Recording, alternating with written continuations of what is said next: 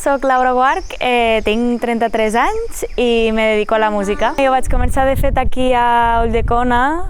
en diverses vessants. D'una banda a cantar en una coral d'aquí, els Rossinyols del Montsià, després també a la banda amb el clarinet i amb el piano també. I després ja vaig continuar estudiant al Conservatori de Tortosa, vaig estudiar piano clàssic allí, també clarinet, i després continuar a Barcelona, vaig estudiar a l'ESMUC i a partir d'allà va ser quan del piano em vaig començar a canviar una miqueta de cara al cant, no? I a partir d'aquí ja començo també a investigar altres estils i jo crec que un punt també molt important és quan decideixo anar a viatjar. Anar a cantar pels carrers d'Europa, fer un projecte propi en un format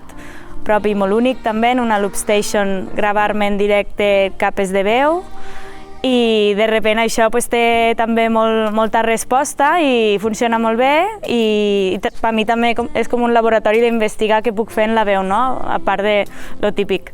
I després m'he establert a Londres, també he estat fent molts projectes allí, no només de música, de performance, de compositora per a espectacles,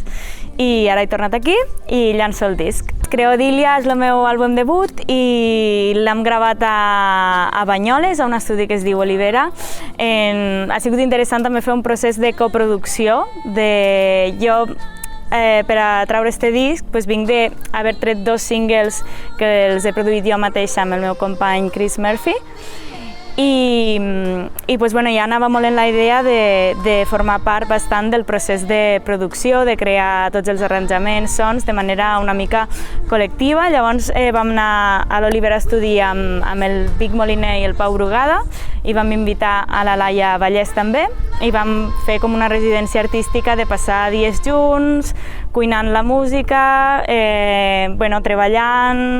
mirant molt al detall. Creodilia és un disc que jo dic que dialoga amb el paisatge, que es busca molt la textura, es busca molt que a partir de la música te transportes a un lloc. A nivell conceptual també és un disc que parla molt de la nostra relació amb la natura i el medi ambient. I el seu nom, de fet, Creodilia, és un nom inventat, però ve de la paraula creot, que és un neologisme en biologia, que significa el camí necessari que fa una cèl·lula per arribar al seu destí. És l'últim single que ha sortit, Círculo Lunar. Este single parla del poder creador i creatiu de la dona i del col·lectiu femení, no? De què és el que som capaces quan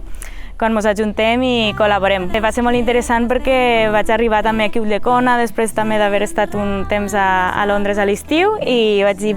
començar a juntar a gent a dones, tant davant com detrás de les càmeres també tot hi ha un equip femení,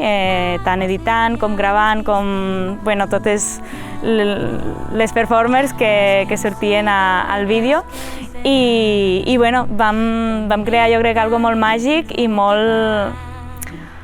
autèntic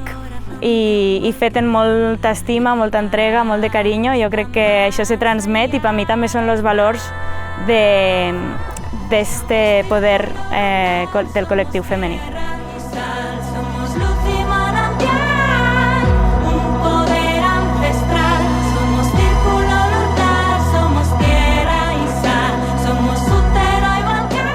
Una vegada a l'ESMUC, el que passa és que hi ha com més oportunitats, no? Hi ha més gent, hi ha més estils i a partir d'aquí començo a fer classes, no? A partir de l'ESMUC és quan començo a rebre classes de cant i a rebre formació en tècnica vocal, cosa que he anat fent al llarg dels anys i a partir d'aquí van anar sorgint algunes coses, també un grupet quan vaig acabar l'ESMUC, Laura Guarch Trio, i després els Messengers, que vam estar a Lo Happy de TV3, i després ja et dic que és este punt de viatjar i d'obertura i que això ha sigut molt interessant. I a mi em va venir molt clar que volia fer 2 coses, volia cantar i volia viatjar. Llavors vaig dir, com ho faig, no? I bueno, ja et dic que jo tot el que havia fet fins llavors feia sempre piano i veu, també, i de sobte vaig dir, ostres, és que portar un teclat amunt i avall no serà factible, serà complicat, i bueno, vaig començar a veure el tema de les loop stations, dels pedals, i llavors ja a partir d'aquí vaig provar-ho, vaig comprar una loop station, primer la que em vaig comprar no em va agradar i la vaig tornar a vendre i vaig agafar una altra, fins que vaig dir, mira, esta senzilleta em va superbé. I a partir d'aquí vaig anar a París i a partir d'aquí he anat a molts de puestos, molts festivals també en este projecte. Una loop station seria com un pedal d'efectes, com una màquina, fica-li, a la que tu pots connectar el teu micro i en els pedals o botons que té tu pots gravar, així com a una gravadora li dones a gravar, li dones a gravar el que estàs cantant i has de cronometrar molt bé quan donar-li el play i llavors quan li dones el play, allò al ritme de la música que tu vas fent se va afegint. Llavors tu cantes una capa de baix, per exemple, després potser algo de beatbox, de ritme, harmonies i després pots cantar la melodia per dalt. Això pel que fa a la veu, en instruments també s'utilitza. A Londres, a més del cant al carrer, vaig veure que hi havia moltes possibilitats de fer moltes coses, de combinar també, vaig començar a tornar a combinar la vessant educativa, hi ha molts de cors allà i sobretot hi ha molta rebuda i molta benvinguda a la creació, a l'experimentació, a la creativitat i vaig sentir que allí podia fer més, saps? Que li podia treure més suc i mira, de 4 mesos han sigut 6 anys i he estudiat màster allà també, he col·laborat en molts projectes, ha sigut molt important per la meva evolució. Torno a casa perquè això estant fora al principi tot és molt emocionant i al cap d'uns quants anys comences com a enyorar algunes cosetes de casa, no? I ja sabeu, Londres, el clima és diferent, el menjar és diferent, totes aquestes coses que i l'estar més a prop de la família, d'esta comunitat de gent que coneixes de tota la vida. I d'una banda hi ha aquestes ganes i de l'altra banda hi ha el confinament, hi ha el Brexit, hi ha com una coctelera allí de factors, però a mi em feia molta il·lusió a l'hora de treure el disc, fer-ho des de casa,